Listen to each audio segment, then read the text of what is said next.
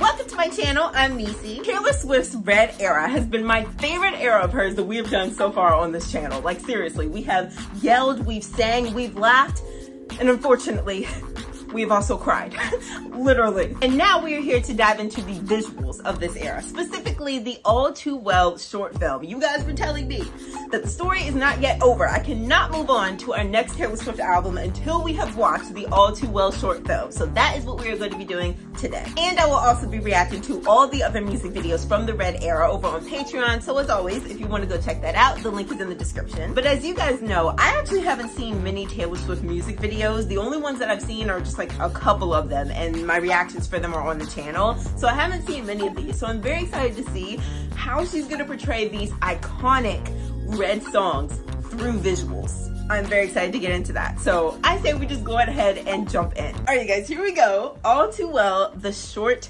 film. I am very intrigued by this because to me, All Too Well is like such a special song. It's so unique in the way that it portrays heartbreak. Like the way when I was listening to it, it just felt like such an attack and assault on my well-being. The way that it does that, I don't know, it just does it in such a unique way that I have never heard from any other song. So I'm just so interested in what it's gonna be like as a visual. And then it says film, so like, is there gonna be dialogue? Is this gonna piss me off? Like literally, you guys know how I am. It's one thing to hear about what this man did in a song, and it's another thing to see it. It's another thing to see it. I just feel like I'm gonna go off. I already feel like my blood pressure is rising. But anyways, all right guys, let's just go ahead and do this. I have no idea what to expect. Love is so short, forgetting is so long. Yes. Yes, oh my God, feels like that. What do you mean? I don't know, I just feel like maybe I made you up. Love does feel like that sometimes, oh my God. The person is so perfect, they feel almost made up. I walked to the door with you. The air was cold, but something about it felt like home. The scarf! I left my scarf there at your sister's house. I really like how literal that was. Upstate, we're getting in the car, getting lost upstate. I love how literal this is. Your sweet disposition and my wide-eyed gaze. We're singing in the car, getting lost upstate. Oh my gosh. I can picture And it's got the autumn colors. all these days. And though it's long gone, that magic's not here no more. And I might be okay, but I'm not. Find it up. All right, but try not to sing. 'Cause there we are again on that little town street. Starting off very in love. Red, 'cause you were looking over Very scary. Oh, we're listening to music? Whose music? You listening to an indie song? They're both listening to it. your album on the counter. Your cheeks were First turning crack in the red, glass. and your mother's telling stories about you on the T-ball team. You told me about Hello? your past, thinking The little tap? me, and you were tossing me the car keys, but the patriarchy, keychain on the ground. We were always skipping town. You never called it what it was. Oh, hell no. No, hell no. The disrespect that it is to like throw something at someone instead of handing it to them. The disrespect that it is to throw something on the ground. You were tossing me the car keys at the patriarchy keychain on the ground. I don't know why when I heard that lyric, I didn't realize it's on the ground because he just threw it at her. Y'all.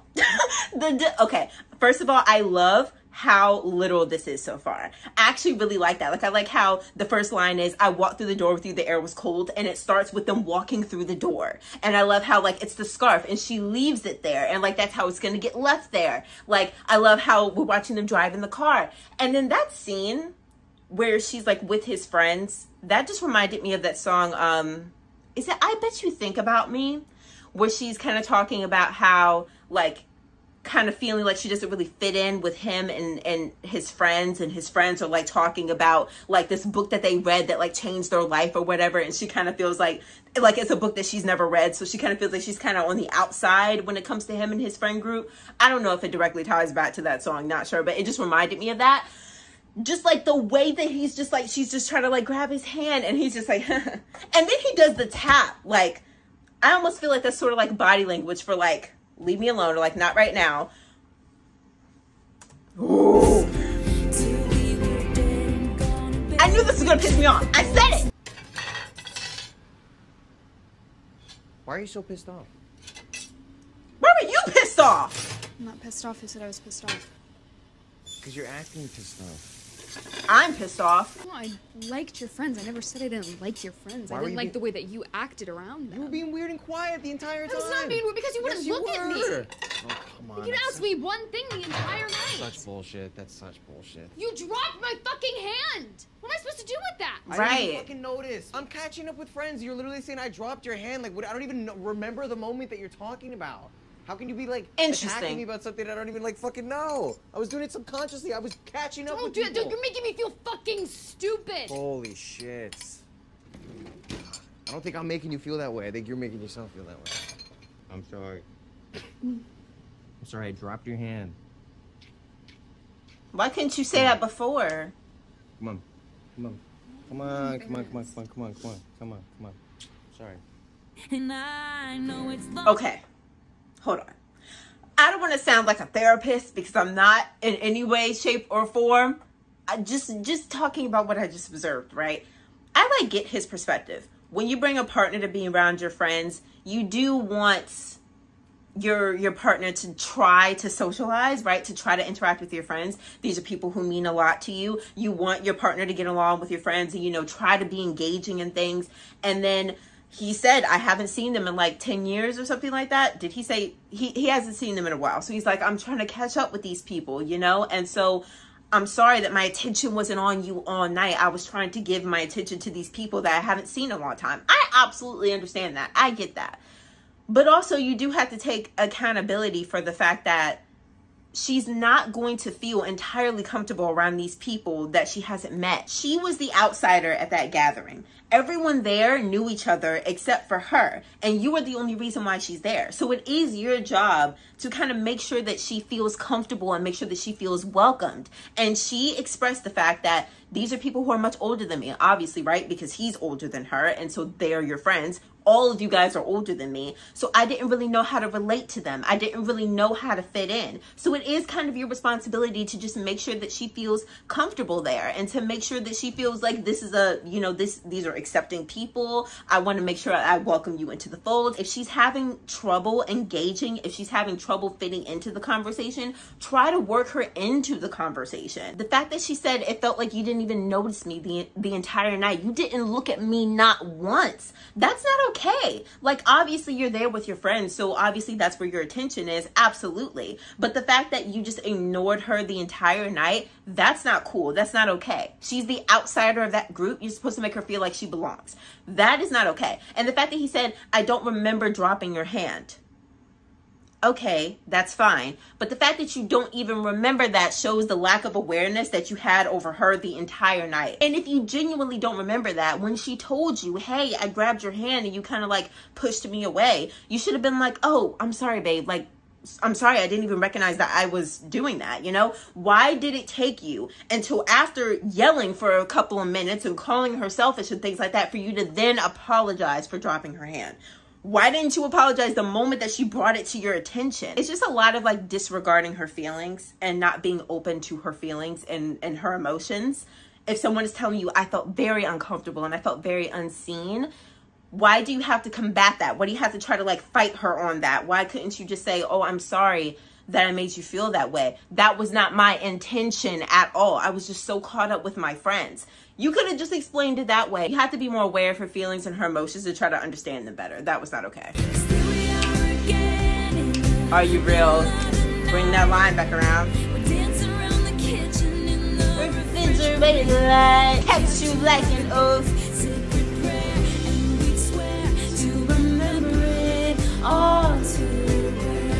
I like how they said prayer and we'd swear and their hands were interlocked. Hey, the breaking point. At first it was a crack, now it's breaking. Maybe I asked for too much, but maybe this thing was a masterpiece. Till you tore it all up, running scared. I was there. They're doing really well also. Oh my gosh. What happened?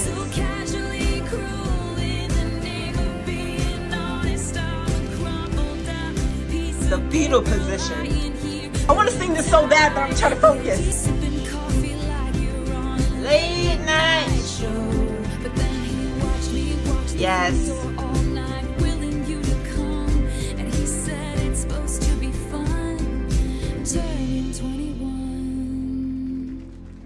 The moment I knew T, that little face, that little look that she had on her face, the reeling. Yup. Like to be my old self again, but I'm still trying to find it. The way that goes back to that line, like where it started, where the film started, where it said, "Love is so short, but like forgetting is so long." Like the fact that you could have a relationship that's literally only like 2 months, but you're stuck on it for like 6-7 months. Like the way that that's so true. And then she says, "Time won't fly." Like time is taking its sweet, precious time. Like it's so hard to forget you, and it's taking so long for me to heal and for me to get over this. It's like I'm paralyzed by it. So sad. The remembering. Yes. The whole process. And it smells like me. You can't get rid of it. 'Cause you remember it all too. He's remembering as well. Back before you lost the one real thing you've ever known. I remember it. Look at the wind blowing her hair.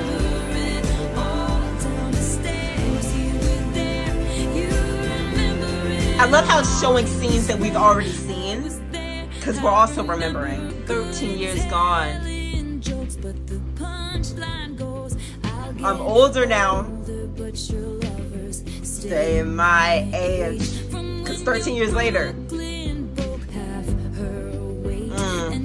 That line is insane. State of grace. Just between us did the love affair maim you too. Cause in this city's. That's what she was typing on the typewriter. Taylor! Ooh, her blue eyes with that red hair. That kind of eats.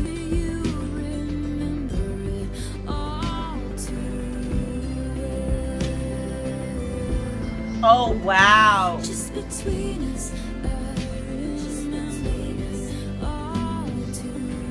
And he's watching. Oh, wow.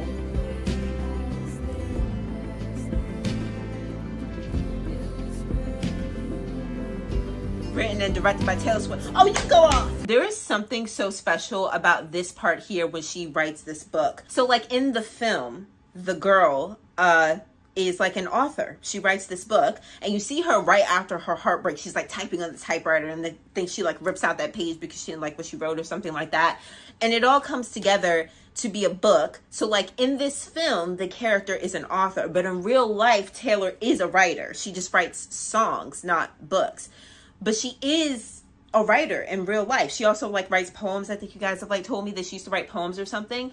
So the fact that like in this film, she writes this book and you see all these women who like came to see her talk about her book and talk about her story and things. You can see the look on their faces. Like they're so touched and they're emotional. They're moved by what she's saying.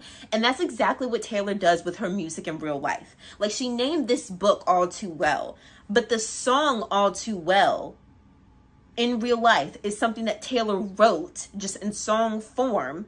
And you have women and girls who go to her concerts and watch her as she sings that song and watch her as she tells that story through song. It's just like different because in the film it's through a book, and real life she does it through her songs. And then the fact that he's standing there on the outside like looking through this glass, and I kind of like that too, because like earlier it was saying that the glass, like the first crack in the glass or something like that, that was when their relationship kind of started turning. And then in the end, he's looking through glass at her. But I feel like it's also very symbolic of Taylor Swift is this huge big star. Everyone knows her. And so her ex at some point is probably looking at her through a screen, whether it's like through the screen of their phone or their TV. They are probably at some point watching Taylor perform songs or watching her do an interview or something like that. They probably are literally watching her today. There was also that moment in this film where she's showing him walk down the street and he's remembering parts of their relationship as well. So, you know, the relationship touched him as well. Like, it's something that he also remembers. And she says in the lyrics too, like, you remember it all too well. So it at least shows that the relationship did mean a lot to him as well. He's remembering, he's watching her. Like, it did mean a lot to him. This was so well done. This was like so good. I love how literal it was. Like I said, the way that you could really follow along with the story, because that's what I love about Taylor's lyrics and her songwriting. She makes it so specific and so articulate and like attaches so much imagery to it that you can imagine it in your mind. And that's how it's so easy for her to literally make like a film or a visual from her songs, because the songs themselves are already painting the story. You can already see it in your head. So it's so easy to just like bring it to life, because that's how good of a writer she is. And so I just love seeing this visually. I loved all the little details. I loved that part where it would like narrate what was like happening next, like on the screen where we have like writing like this, and it would say like, you know, the breaking point and things like that. I loved how it had that. I loved the actor and the actress. They did so well, especially the actress. I don't know who they are, so sorry, I've never seen them before, but like she was so good. I love how Taylor comes in at the end, just like the older version of herself. The red with the blue eyes is kind of eating. I don't know, it's an idea. It's an idea, Taylor. I love how, because this song is about like remembering and like reminiscing, I love how they showed us the part in the beginning of the relationship where everything was good and everything was amazing, and they showed us that so then they could bring those scenes back at the end, and so we could also recall it at the same time. We were also like reminiscing on the beginning of the video the way that they were reminiscing on the beginning of the relationship. So I love that. I love the detail of how like it's clearly happening in fall, and you see like the colors on the trees and things like that. Like, what song is it in Red where it talks about like it compares the relationship to autumn leaves, the way they change colors and the way that they fall? Like, all that, guys, all of that. I can sit here and talk about this all day, but I think that this was just so nice. Like, this is something that I would definitely come back to and watch again. I just really liked it, and I really like how they had those moments of dialogue where we could see the conflict and we could see how they communicate with each other, you know, and that was like really interesting to see. All right, guys, I can talk about this all day, but this was so good.